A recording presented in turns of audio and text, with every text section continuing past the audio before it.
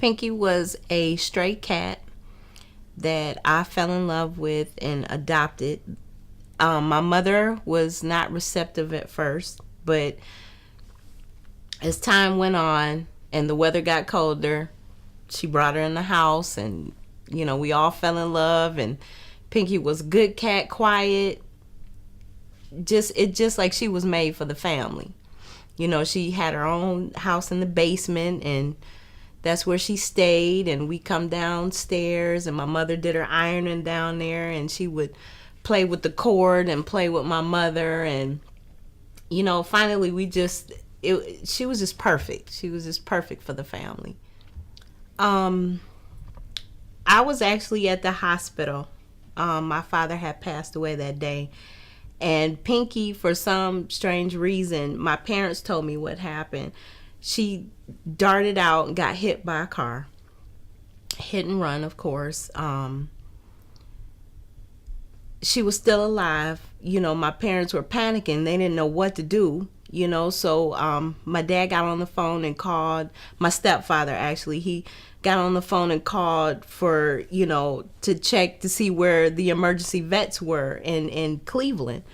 And when they found one, they hurry up, pack Pinky up. They're rushing to get her to the hospital. Pinky actually died on the way in my mom's arms. And it was pretty rough, because time was wasted trying to find somewhere to go. And, you really don't know what to do with the pet. It's different with humans, but with the pet, your options are limited. And she died in my mom's arms, took her last breath. And I think that had we had some type of emergency pet service, I think Pinky would have made it. She probably would be gone by now, but she would have made it that day. And it was rough. Poppy was a very energetic dog. He was fun. He loved to play, and we would take him for walks, and he was a good dog. He was a really good dog. We hadn't had him long, maybe about a week. And we were all playing in the living room, and he ended up getting hurt where he broke his leg. And when he broke his leg, he was yelping and snapping at everybody. And I realized, I called the petty ER, and they told me, you're going to have to bring him in. So we were trying to figure out how we were going to get him there. So we took a pillow, and I put him on the pillow. We took him and put him in the car. My daughter, she held him in the car on the pillow. And it took a long time to get to the petty ER because we had to drive really slow, because we didn't want him to move around or anything. Everybody was emotional. My daughter was emotional and in tears. I was, because we nothing like that had ever happened before, and he was in pain. It would have been a lot better if we had someone who was trained, who could have assessed what was wrong and then moved him and taken him to the petty ER, because we didn't know what we were doing at all. We knew we were panicked, and he had to get to the ER. My name is Doug Turner. I've been with the local fire department for almost 30 years now. We've had numerous rescues over the years in the almost 30 years that I've been on the department.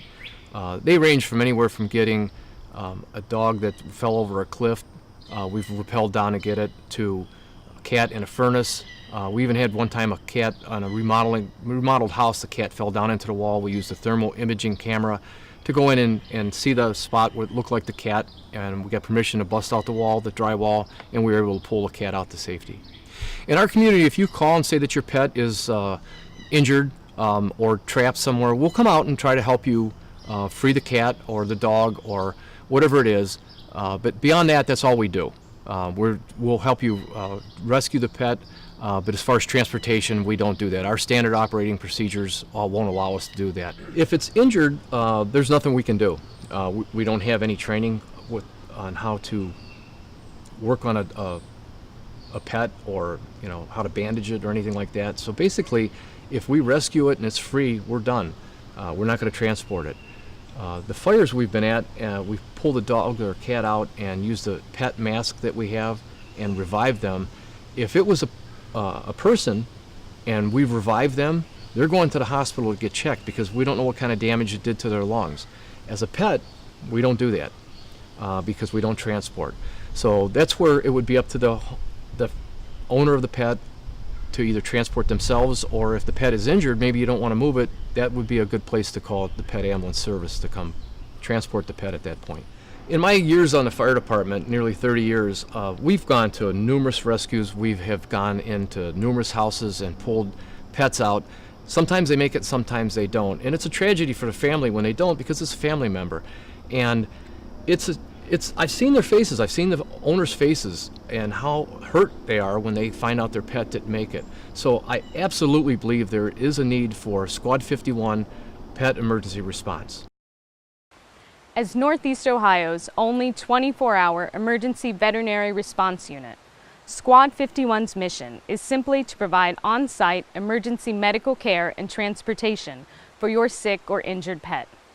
We work to help give pets the best possible chance of achieving a full and speedy recovery in the unfortunate case of an accident or illness. Just like paramedics for humans, we assess, triage, stabilize, and transport patients from your home or accident scene to the appropriate veterinary hospital or emergency center. We are able to administer life support systems, including oxygen therapy, intubation, and IV fluid therapy. We also offer critical care transport between veterinary facilities without interruption in medical care, as in the case of post-op, physical therapy, or chemo protocol patients. And we can provide in-home follow-up care for pet patients per your vet's explicit instructions. As pet parents ourselves, we know just how much pets contribute to our lives, and we want to make sure that they remain happy and healthy. Only with your help can we bring this vital and much-needed service to Northeast Ohio. Your financial contribution will not only be greatly appreciated, every dollar will work toward ensuring the health and happiness of our best friends. We invite you to visit our Indiegogo campaign site at the bottom of your screen to make a contribution and to learn more about Squad 51 and the services we provide. We also encourage you to visit our website at www.squad51.com. All of us here at Squad 51 would like to thank you for your support of pets everywhere.